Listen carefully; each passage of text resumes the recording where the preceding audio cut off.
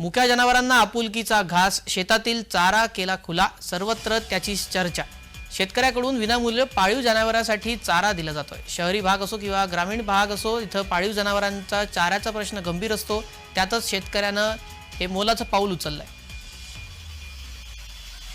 किशोर भाऊ जेव्हा ते मठामध्ये आपल्या होते तेव्हा ते लाकडं काही उरलेले होते, ते कोणी मरत होते त्यांना तो मोफत देत होते। ते मठातूनच ते काय आम्ही काही नेऊन ठेवलेले नाही का, ते घेऊन ठेवलेले मठामध्ये राहत होते ना, ते लाकडं जे लोक कोणी जर मरण पावले त्याले मोफत मध्ये देत होते।